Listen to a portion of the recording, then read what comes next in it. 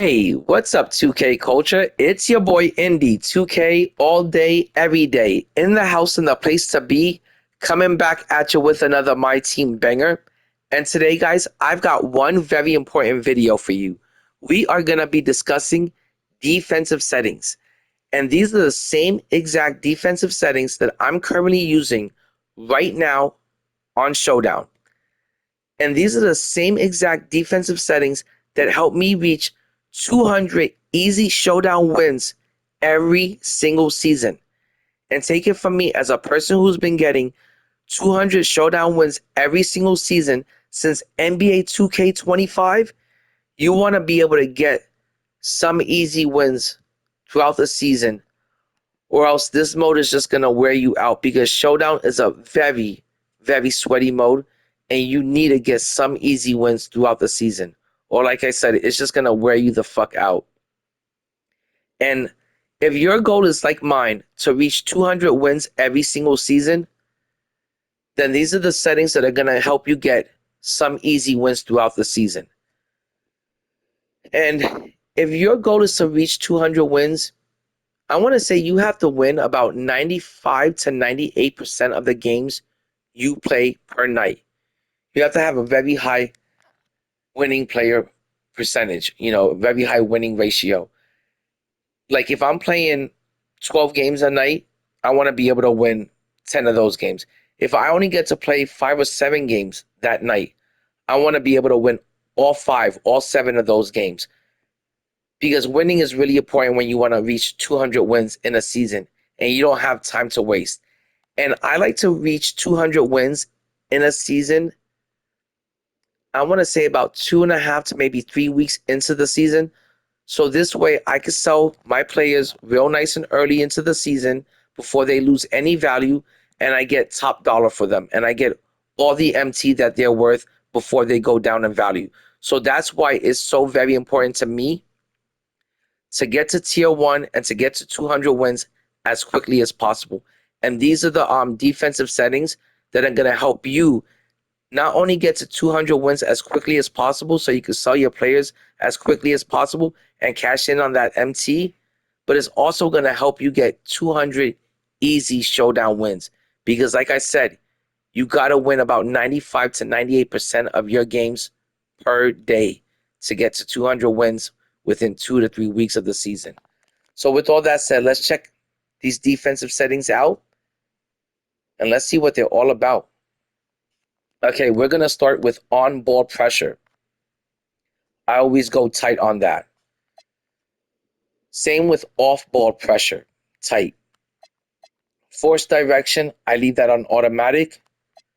And then on-ball screen, I put go over. As far as hedge go, you can either go catch hedge, but most of the time I go with soft hedge. It all depends on your opponent. If you see that your opponent is really good at utilizing the screen and roll, and he's just using that play over and over to penetrate to the hoop, get into the lane for the easy dunk and stuff it in your face, and you got to prevent that, then you want to go with the catch hedge, because that's going to allow you to X switch a lot quicker and prevent him and stop him like halfway into that screen and roll before he even penetrates into the lane for that easy, dunk or layup.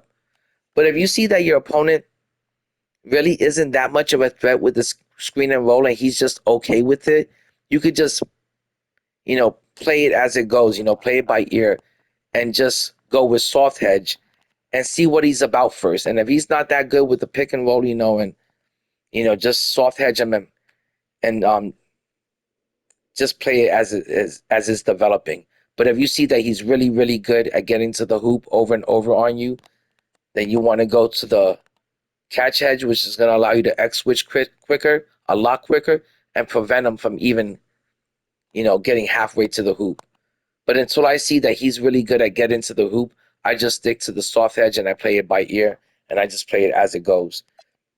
With on-ball screen sensor, you want to go over, and then hedge center is the same thing with the other hedge. I go with soft hedge. I play it, until I see that he's a real threat, get into the hoop or in the post, and then I go to catch hedge. But if not, I just stick with the soft hedge. You always want to stay attached no matter what. Off ball screen, you always want to go over. As far as the post goes, you always want to be behind. If you play above the post, if you front the post, then all they have to do is lob the ball over you, and then your opponent is always going to have good positioning for an easy dunk, an easy layup, like just wide open, lane to the hoop, with nobody stopping him because you're behind him. You were fronting him, and now you got caught behind him. And just going to be no way that you're going to be able to stop him to get an easy dunk, an easy layup going to the hoop. So you always want to play from behind where you could prevent that lob pass to him and for him just getting an easy layup or an easy dunk right at the hoop. So you always want to play behind so you could prevent him from just, you're going to put a body between him and the hoop, which is what I always want to do, is put some sort of body between the player who has the ball and the hoop. As far as double team perimeter, I always go manual, double team post manual. Switch rules off ball, you want to switch auto. Pre-rotate, no. Screen help rules, no help. You never want any help. You always want to call for help manually. Drive help rules, don't even bother with that. You never want to call for any help on a drive to the rim. If they're going to get 2 points and you weren't there to defend them, fuck it. Just let them get those 2 points. I always say as long as you're not giving up threes in the game, you're going to be good to go. So don't ever call for drive help because that's going to leave someone open from the 3-point, and it's going to lead to an easy 3-point for them, and you're going to give up a 3-point bucket, and that's the last thing you want to do in this game. You never want to give up any threes. As far as cutter help rules, no help again, and extend pressure, no. And those are my settings. I'm going to go from the top again and just give you guys the time to copy and paste it. I think I went through it a little bit too quickly. Sorry about that. But again, on ball pressure tight, off ball pressure tight, force direction automatic, on ball screen go over. You always want to go over nowadays. Most people are just rim running to the rim over and over, and that's become the meta. You just want to chase them off the screen. And like I said, always prevent any kind of 3-point shot. You don't want to give up any 3 points scoring. Soft hedge, on ball screen center go over. Hedge center, soft hedge. Like I said, with these two hedges, unless they're like repeatedly abusing the screen and roll and getting to the hoop like it's nothing and the computer can't stop it, that's when you're going to have to switch over to catch hedge, and you're going to have to X switch a lot quicker so you could prevent them from getting to the hoop halfway through that play. On ball screen, go over, stay attached always. Off ball screen, go over. Post, you always want to stay behind them. You always want to put a body in between you and the player that has the ball. You don't ever want to front them because that's just going to lead to a lob pass. There's going to be nobody between them and the rim, and that's going to lead to an easy layup or an easy dunk. So you always want to play from behind, never on front. Double team perimeter, manual. You never want to the computer coming over for help without you calling them. That's just going to leave somebody open, and it's going to get ugly really quick. Double team post. You never want to double team the post. Who cares if you give up a 2? Switch off rules on auto. Pre-rotate, no, never. Screen help rules, like I said, no help ever. Who cares if you give up a 2? Just make sure you never give up any 3s. That also applies to drive help rules. If you help out on the drive, that's going to leave somebody open for the 3 and expose your defense. Cutter help, that also applies to that too. If you defend the cutter with 2 people, it's just going to leave somebody open from 3-point land and expose your defense. And extend pressure, no, never. And those are all my settings. And to me, guys, these are some pretty savage settings. They help me get 200 easy showdown wins every single season. And I've been doing this since 2K25.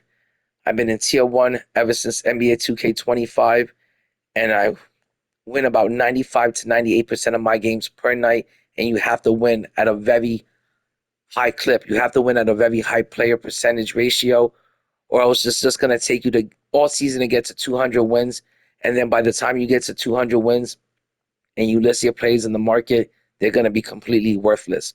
So you want to get to 200 wins, like I said, 2 to 3 weeks within the season.